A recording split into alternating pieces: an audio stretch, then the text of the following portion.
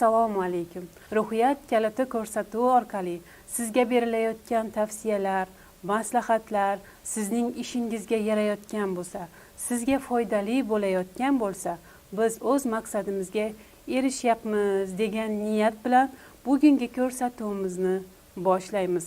Bugungi psixolog spikerimiz Ma'mun universiteti psixologiya kafedrasi katta o'qituvchisi, psixologiya fanlari falsafa doktori Rahimov Bobur Azimboyevich bo'ladilar. Assalomu alaykum. Ko'rsatuvimizga xush kelibsiz. Bugungi mavzumiz har doimgidan ham insoniyat uchun zarur bo'lgan eng muhim mavzulardan bo'lgan nutq va muloqot madaniyati. Ya'ni qisqacha qilib aytadigan bo'lsak, oddiy gaplashish madaniyatini siz bilan o'rganamiz. Mavzu bo'yicha dastlabki savol bilan yuzlansam, muloqot va nutqning farqi nimada? Muloqotning insoniyat oldidagi ahamiyatiga to'xtalib o'tadigan bo'lsak, uni aynan qachon demak o'sha muloqot vositasi sifatida nutqdan foydalanishga o'tilganligi bizga ma'lumki, tarixiy manbalarda shunaqa ma'lumotlar uchraydi. Insonlar o'z ehtiyojlarini dastlab imo-ishoralar, ya'ni nonverbal kommunikatsiya orqali ifodalashgan. Bunda ular turli xil tovushlar tizimidan, rasmlardan, imo-ishoralardan, shulardan foydalangan bo'lsa, bugungi kunda nutq hayotimizni, muloqot nutq hayotimizni ajralmas qismiga aylanib ulgurgan. Psixologiya fanida ham mazkur tushunchalarga, ya'ni muloqot va nutq tushunchalariga psixolog olimlar tomonidan ko'plab ta'riflar berilgan, hattoki Miyaseshev tomonidan munosabatlar nazariyasi ishlab chiqilgan. Shularga to'xtalib o'tadigan bo'lsak, avvalo, demak, nutq nima? Nutq bu, demak, fikrlarimizni so'zlar yordamida, tovushlar vositasida ifodalashimiz hisoblanadi. Demak, o'sha so'zlardan, tovushlardan o'zimizni, demak, holatimizni ifodalash uchun, ehtiyojlarimizni boshqalarga anglatish maqsadida biz boshqa insonlar bilan demak bevosita muloqotga kirishamiz yoki shaxs o'zi bilan ham munosabatga kirishishi mumkin. Ba'zida hayotimizda shunaqa holatlar bo'ladiki, shaxs nima qilishga ikkilanib qoladi. Shunday holatda u o'zini meniga savol beradi. Ya'ni atrofdagilar u kutgan javobni berishmagan va shaxs bevosita kimdan so'rashga ikkilangan holatda o'zini menidan so'raydi. Yechim uni o'zida bo'ladi. Haqiqatan psixologiya fanida shaxsga ta'sir qilish, ya'ni manipulyativ ta'sirni eng asosiy elementlari bu so'zdan foydalanish, verbal muloqotdan yoki bo'lmasa ko'z harakatlari, ko'z ta'siri, ya'ni vizual ta'sir deymiz, shundan foydalanish yoki intonatsiyani chiqarib tushirish natijasida shaxs sizni so'zlaringizdan, sizning gapingizdan ta'sirlanadi, ya'ni unga ta'sir o'tkaziladi. Siz bevosita so'z yordamida shaxsning emotsional sohasiga ta'sir o'tkazish imkoniyatiga ega bo'lasiz. Ya'ni muloqot madaniyati manipulyatsiya kabimi? Albatta, ya'ni manipulyativ vosita sifatida muloqotdan foydalanish ham katta natija berishi mumkin bo'ladi. Lekin bu yerda biz shu narsani unutmasligimiz kerakki, muloqot jarayonida so'zlarning uzun bo'lib ketishi yoki bo'lmasa hissiy beparvolik holatlari suhbatdoshni suhbatdan tez bezitishiga olib kelishi mumkin. Ya'ni ko'zlangan maqsadga erishilmay qolishi mumkin. Yoki bo'lmasa suhbatdoshni qo'llab-quvvatlash yetishmasligi, uni tushunishni xohlamaslik yoki bo'lmasa gapni bo'lib qo'yish ham, demak, muloqotni to'laqonli ravishda amalga oshmay qolishiga olib kelishi mumkin bo'ladi. Endi muloqotni o'ziga to'xtalib o'tadigan bo'lsak, psixologik manbalarda shunaqa ta'riflar uchraydiki, muloqot bu birgalikdagi mehnat ehtiyojlaridan kelib chiqadigan kamida ikki insonning bevosita bir-biriga ta'sir o'tkazish jarayoni hisoblanar ekan. Rus olimlari ham, xususan o'zimizning o'zbek psixologiyasining yirik darg'asi ustozimiz Ergash G'oziyevning ilmiy ishlarida ham mazkur muloqot mavzusiga katta e'tibor qaratilgan va quyidagi ta'rif berilgan. Ya'ni muloqot albatta, demak, ehtiyojsiz bo'lmaydi. Bir inson boshqa bir insonga, demak, o'zidagi shu ehtiyoji bo'yicha munosabatga kirishadi. Misol uchun, uyingizda biror bir mahsulot qolmagan bo'lsa, siz magazinga chiqasiz, do'konga chiqasiz va u yerda sotuvchi bilan demak aloqaga kirishasiz. Ya'ni unga o'zingizni ehtiyojingizni yetkazasiz. Nima orqali yetkazasiz? So'z orqali, ya'ni bu verbal muloqot deb ataladi va u sizning ehtiyojingizni anglagandan keyin sizga xo'p deb o'zini nimasini berishi mumkin. Kerakli narsamizni ola olamiz. Ayrim holatlar bo'ladiki, misol uchun nuqsoni bor shaxslar borda, ular logopsixologik yordamga muhtoj bo'ladi. logopedik, logopsixologik yordamga muhtoj bo'lishadi. Ya'ni ularda nutq qobiliyati biroz cheklangan yoki yo'q bo'ladi. Bunday insonlar ko'pincha kompensatsiya nazariyasi bo'yicha nutq muloqot yetishmaganligi sababli nonverbal kommunikatsiyadan foydalanishga majbur bo'lishadi.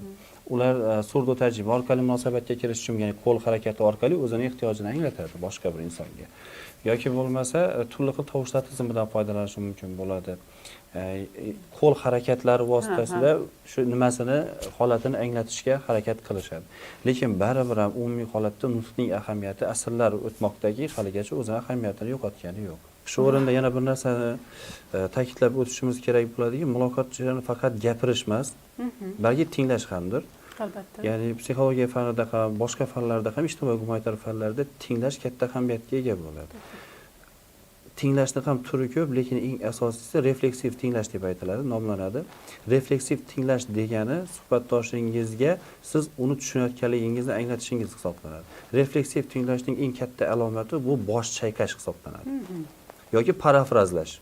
U aytgan gapni siz ham takrorlab qo'yishingiz parafrazlash hisoblanadi. Masalan, biror bizni qabulimizga mijozlar kelishadi, ular turli xil muammolar bilan murojaat qilishadi-da aslida.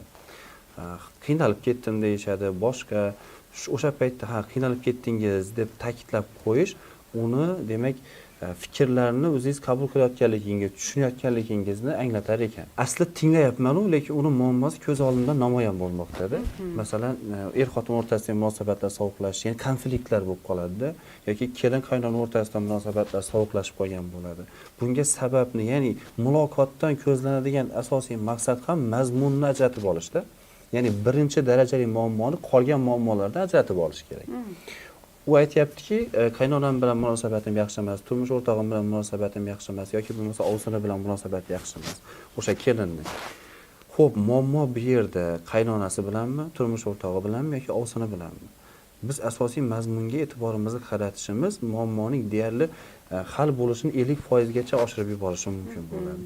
Demak, muloqotdagi destruktivlikni konstruktivlikka aylantirish uchun psixologiyada turli xil demak trening mashg'ulotlari, o'yinlar va shu vositasida demak terapevtik faoliyatni amalga oshirish imkoniyatlari mavjud. Ya'ni buni biz korreksion faoliyat deymiz. Umumiy holatda asosiy tavsiya shundan iborat bo'ladiki, gapirayotgan paytda intonatsiya, muloyim ohang va kamida 3 sekund kutib break, ya'ni tanaffus bilan javob berish katta ahamiyatga ega bo'ladi. To'xtamasdan gapirish ta'sirchanlikni kamaytiradi, muloqotga qiziqish pasayadi va fikrlarimiz to'liq suhbatdoshimizga yetib bormasligi mumkin bo'ladi.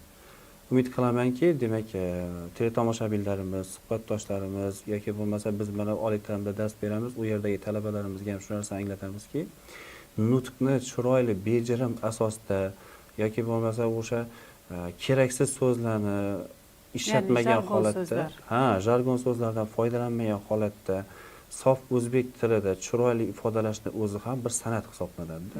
Shuni ayniqsa psixologlarimiz, bo'lg'usi psixologlarimizga biz ta'kidlab kelamizki, psixologning ham asosiy quroli bu bevosita uning nutqi hisoblanadi. Albatta. Nutqni yana bir yutuqli tarafi insonni o'zidagi yetishmovchiliklarni yashirish xususiyatiga ega bo'ladi. Misol uchun, sizda biror bir soha bo'yicha bilim yetishmayotgan bo'lsa, chiroyli nutq vositasida o'sha yetishmovchilikni kompensatsiyalash imkoniyatingiz mavjud bo'ladi. Gapingizni bo'lganim uchun uzr. Hozirgi vaziyatimizda kasbiy tajribasi kam, lekin muloqot madaniyatiga ega. Ya'ni nutq madaniyati shakllangan insonlar ko'proq ergashishadi. Ya'ni bilimli, kasbiy tajribaga ega, lekin o'ziga yarasha statusga ega bo'lgan insonlarga emas, ular aynan nutq madaniyatiga ega bo'lgan insonlarga ergashishadi. Bu ham xuddi insonlarni aldashga kirib qolmaydimi? Albatta, haqli savol, chiroyli savol bo'ldi. Bunga javob beradigan bo'lsak, psixologiya fanida qobiliyat degan tushuncha bor.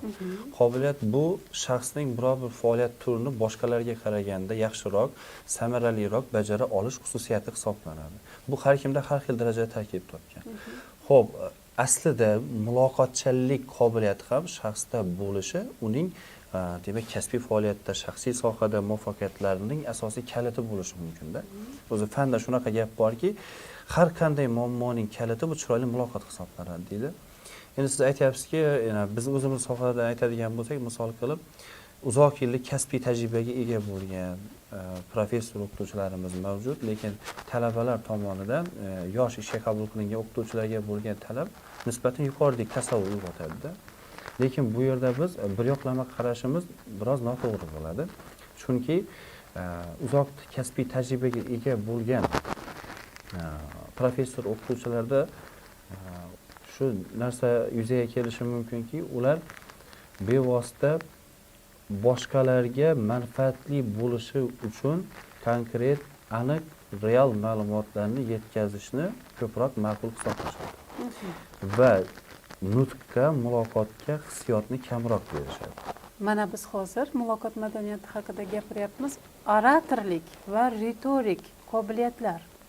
Bular qanchalik ahamiyatli? Rahmat. Bunga to'xtalib o'tadigan bo'lsak, eng muhim jihatlardan biri hisoblanadi. Muloqotni ajralmas, xuddiki bir tarkibiy qismiga aylanib ulgurgan bu ikki kompaniya. Ya'ni oratorlik qobiliyati, demak, bu fikrlarimizni tushunarli, chiroyli holatda ifodalay olish hisoblanadi. Retorik qobiliyat bo'ladigan bo'lsa, demak, hozir javoblik bilan o'sha chiroyli javobni yetkazish. Endi buni rivojlantirishning usullari, yo'llariga to'xtalib o'tadigan bo'lsak, ko'proq badiiy adabiyotdan foydalanish. Bu yerda oratorlik qobiliyati, demak, rivojlanishi mumkin. Ya'ni unda shunaqangi bir muloqot qilish ko'nikmalari shakllanadiki, uni aytgan gapi xuddiki boshqalarga konkret, ma'qul holatda, demak, tan olinish xususiyati bilan yetib boradi. Oratorlik qobiliyati, biz bilamizki, tarixda buyuk bir faylasuflar o'tgan, psixologlar o'tgan yoki bo'lmasa davlat va jamiyat arboblari yashagan. Ularda o'sha oratorlik qobiliyati, ayniqsa bu prezidentlar yaxshi rivojlangan bo'ladi, yozuvchilarda yoki bo'lmasa san'atkorlarda bu sifatlar yaxshi rivojlangan bo'lishi bu tabiiy holat. Xususan bizning sohada, ya'ni o'qituvchilik sohasida ham bu juda muhim.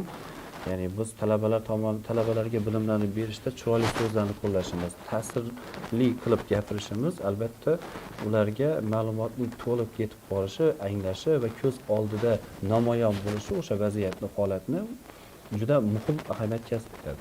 Retorika ham albatta bo'lishi kerak. Biz o'sha berilayotgan savollarga tezda, aniq, sodda ravishda ravon javob bera olish ko'nikmalarini o'zimizda rivojlantirganimiz yaxshi bo'ladi.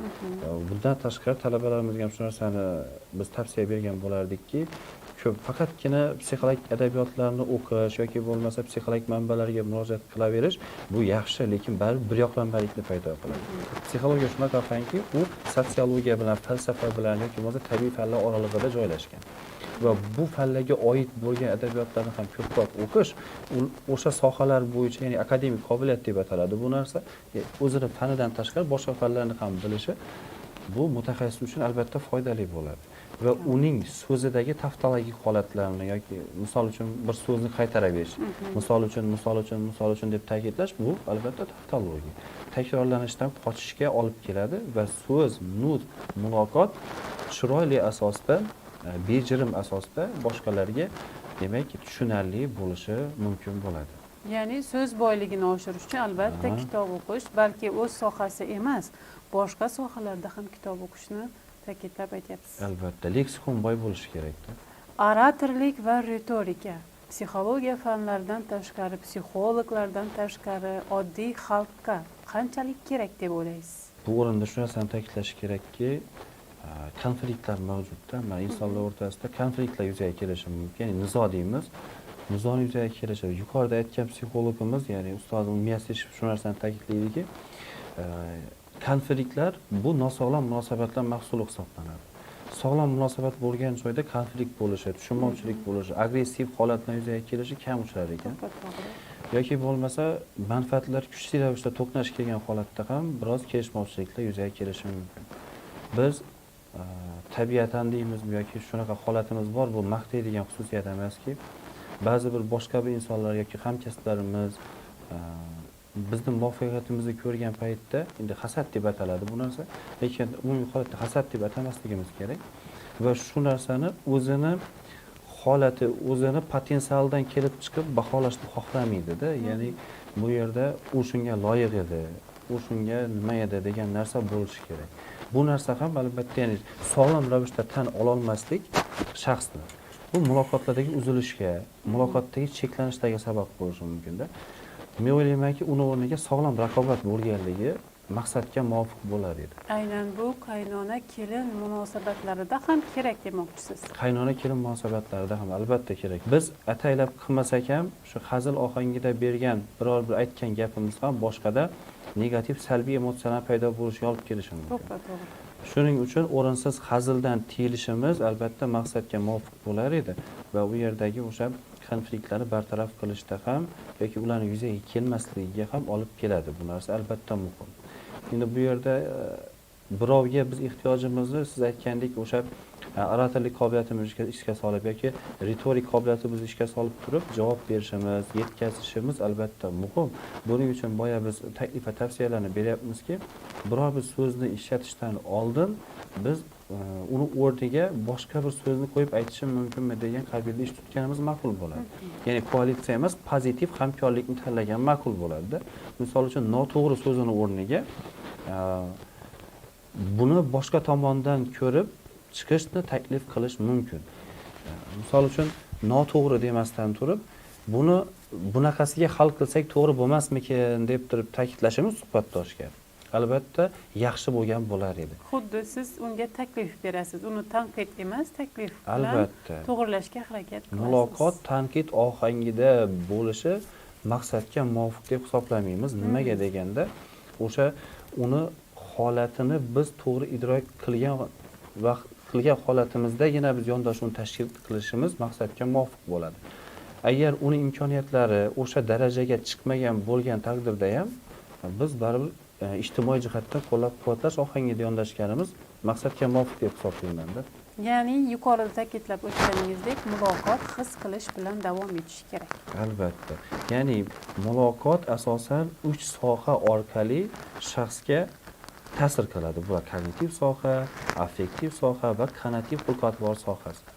Odam aytilayotgan so'zni eshitadi, sezgi organlari vositasida, ya'ni bizning quloq deymiz, analizator bo'ladi.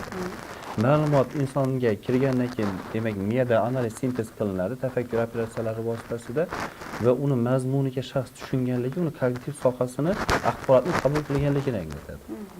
Endi o'sha qabul qilingan axborot ijobiy bo'ladigan bo'lsa, ijobiy kayfiyat yuzaga keladi. Siz biror bir hazil qilsangiz, o'sha hazilingiz o'sha insonga yoqishida bu va uni demak hissiy emotsional sohasida shunga mos bo'lgan reaksiya yuzaga keladi.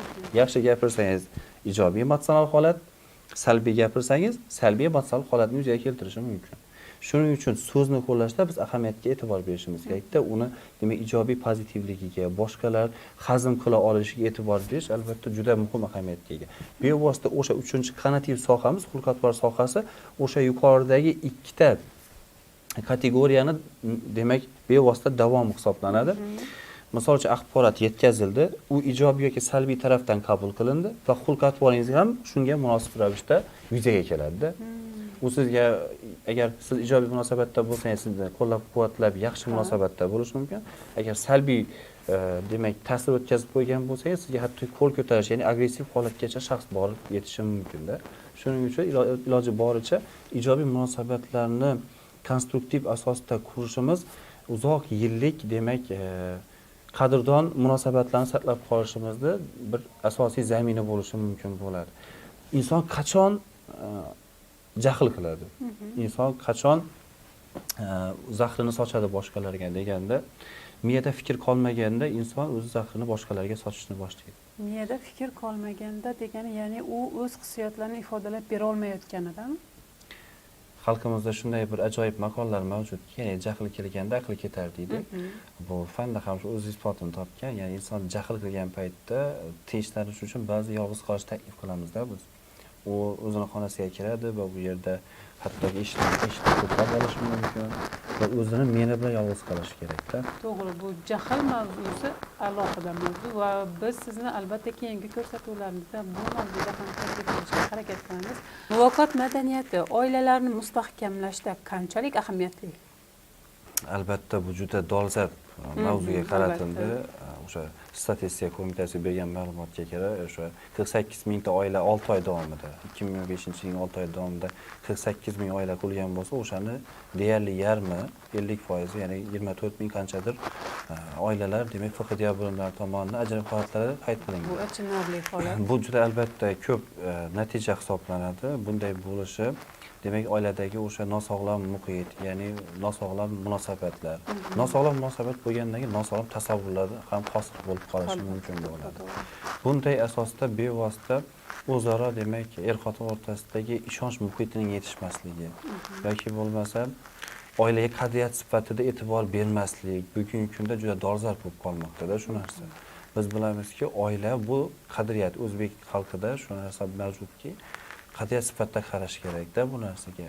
Demak, turmush o'rtog'iga, ota-onasiga, farzandlariga munosabatga, ular bilan munosabatga kirishgan paytda muloyim ohangda, baland tovushlarni ishlatmasdan, ularni tushunayotganligini anglatib refleksiv tinglash orqali yondashuvlarni shakllantirish bevosita oilaning mustahkam bo'lishiga olib kelishi mumkin. To'ppa-to'g'ri aytasiz, lekin bu faqat kelinlarimiz uchun tavsiyalar emas.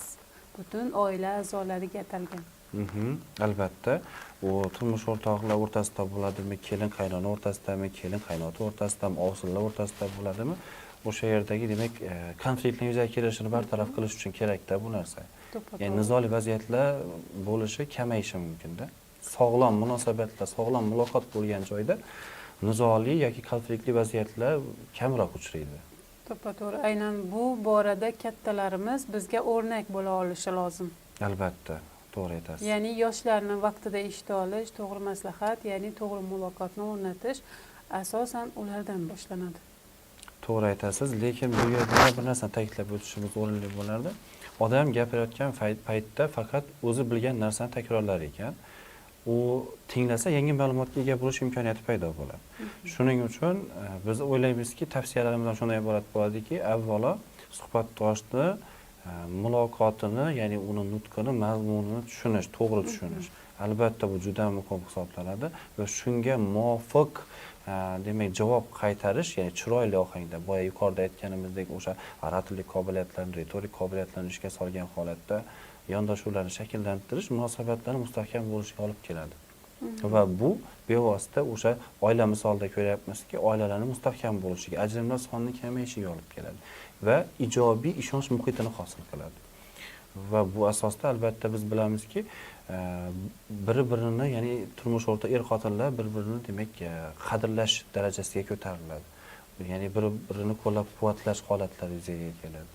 Ular bir-birini qarorlarini demak qabul qilishdan tashqari qo'llab-quvvatlash holatiga o'tishadi. Va bu farzandlarning ko'z oldida sodir bo'lishi ertaga farzandlarning ham oila qurgandan keyin ijobiy munosabatlar asosida demak oilani yuritishlariga olib kelishi mumkin. To'ppa-to'g'ri. Aynan hozir suhbatimiz davomida shunday xulosaga kelyapmanki, nutq madaniyatidan tashqari tinglash madaniyati ham mavjud ekan. Albatta, yuqorida aytganimizdek, tinglash muloqotning asosiy tarkibiy qismi hisoblanadi. Sog'lom tinglash deganda, ya'ni o'sha refleksiv tinglash deganimizda asosiy muammoning shaxs tomonidan idrok qilinishi tushuniladi. Ya'ni sizga kimdir muammosini aytyapti va siz uni to'g'ri tushunyapsiz. To'g'ri tushunishingiz to'g'ri yechimni taklif qilishingizga olib keladi. Va bu to'g'ri muloqotga olib keladi. Albatta, shuni demak bevosita shunday imkoniyatlarni paydo qiladi. Gapirayotganda insonning aqliga murojaat qilish kerakmi yoki qalbigami? Mazkur savolga javob beradigan bo'lsak, bu qanday inson bilan munosabat o'rnatayotganligingizga bog'liq bo'ladi. Ya'ni siz o'sha shaxsiy hayotingizda, kasbiy faoliyatingizda yoki bo'lmasa ijtimoiy sohada biror bir muammoni yechimini topolmayotgan bo'lsangiz, albatta o'zingizni ustozingizga murojaat qilganingiz yaxshi bo'ladi.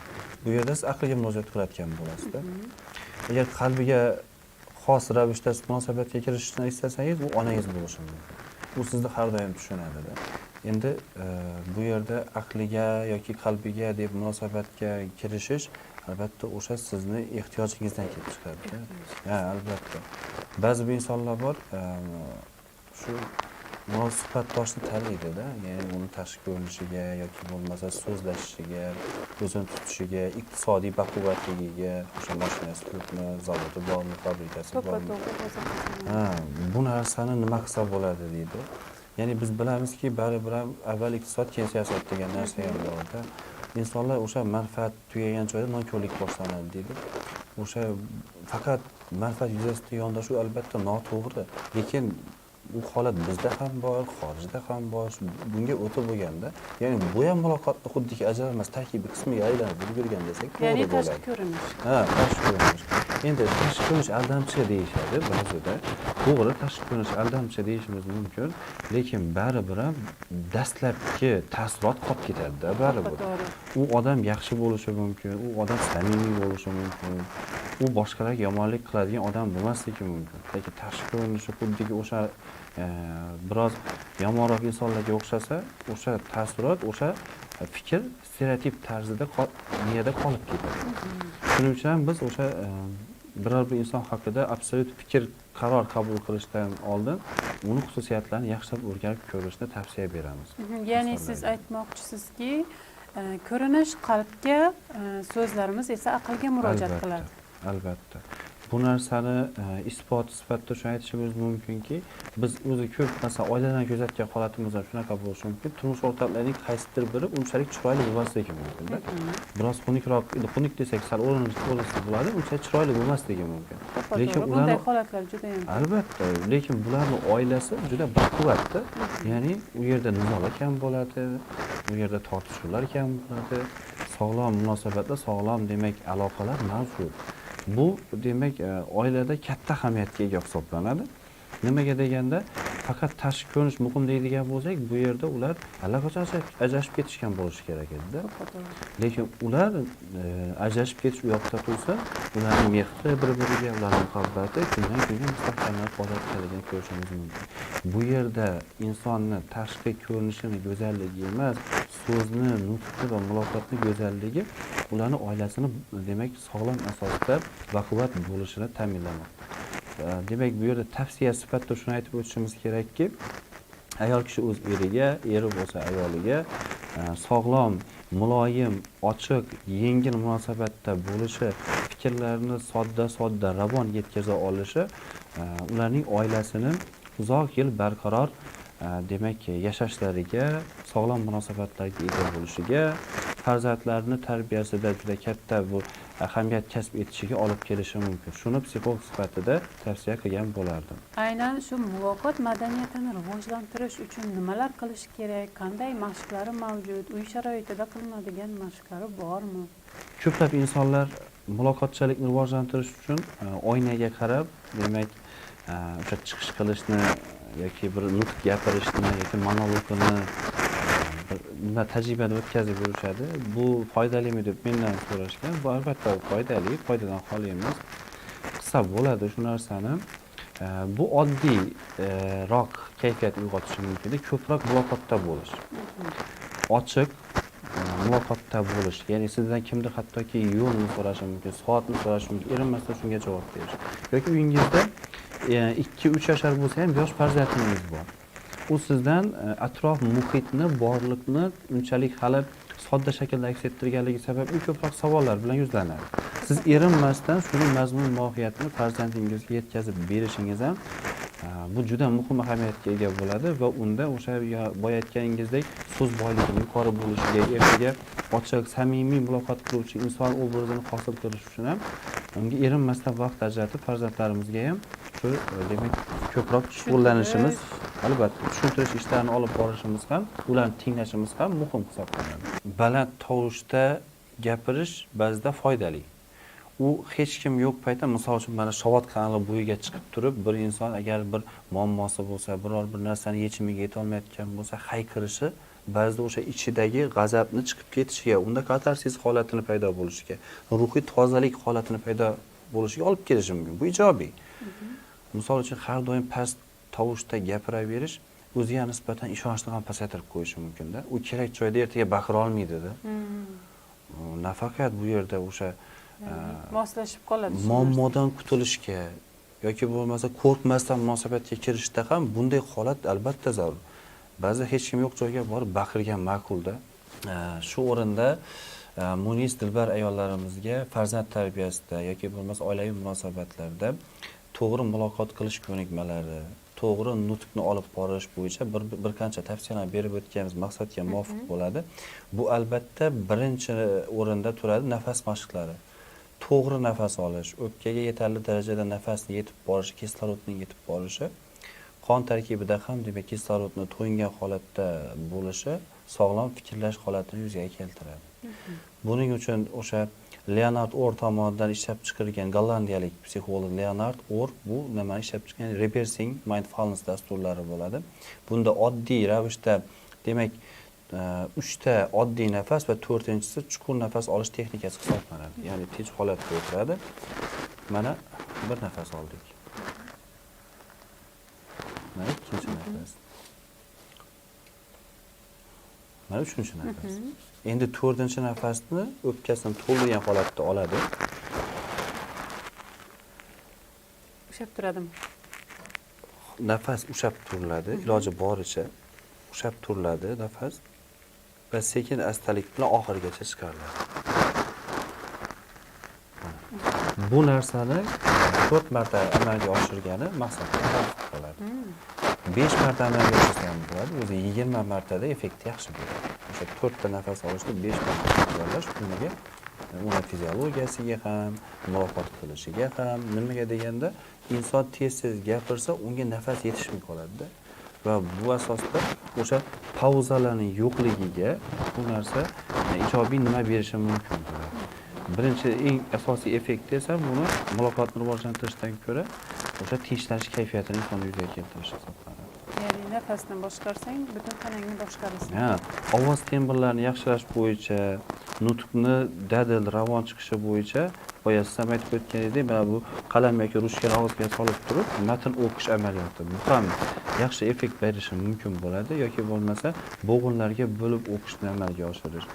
Erinmasdan ularga shunday mashqlar bilan onalarning, otalarning ular bilan ishlashi biz albatta o'ylaymizki, foydadan xoli bo'lmaydi. Ularning nutqida o'sha duduqlanish holatlari, logonevroz holatlarini bartaraf qilish uchun bu juda zarur hisoblanadi. Bundan tashqari ko'proq o'sha ertak kitoblarni olib berish va uni birgalikda bolalarga o'qib berish ota-onalar tomonidan art terapevtik ta'sir deb aytamiz bu narsani. Ertak terapiya deb ham ataladi. Erinmasdan har kuni yoki kunora ertak o'qib berish ularda badiiy obrazlar bilan to'yinishga, xayol sohasining rivojlanishiga yoki bo'lmasa leksikonida, so'z boyligida yangi so'zlarning hosil bo'lishiga, to'g'ri talaffuz qilish ko'nikmalarining rivojlanishiga yordam berishi mumkin bo'ladi.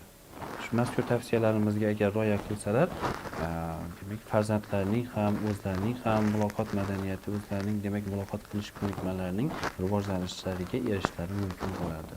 Tavsiyalaringiz, maslahatlaringiz va mashqlar uchun katta rahmat. Bugungi psixolog spikerimiz Ma'mun universiteti psixologiya kafedrasi katta o'qituvchisi, psixologiya fanlari falsafa doktori Rahimov Bobur Azimboyevich bo'ldilar. Ko'rsatuvimizga tashrifingiz, vaqtingizni ayamasdan kelganingiz uchun o'z minnatdorchiligimizni bildiramiz va shu borada yana bitta shu imkoniyatdan foydalangan holda muxlislarimizga yangi yil tabriklaringiz. Yaqinlashib kelayotgan yangi yil bilan, yangi 2026-yil bilan barcha yurtdoshlarimizni, aziz teletomoshabinlarimizni tabriklab qolaman. Doimo xonadoningizda yaxshi kunlar bo'lsin, tinchlik bo'lsin, xotirjamlik bo'lsin. Sog' salomatchilikda, bag'ri butunlikda yana ko'plab ko'rsatuvlarda diydor ko'rishish nasib qilsin. Yangi yilingiz muborak bo'lsin. Ko'rsatuvda uchrashguncha xayr, omon bo'ling.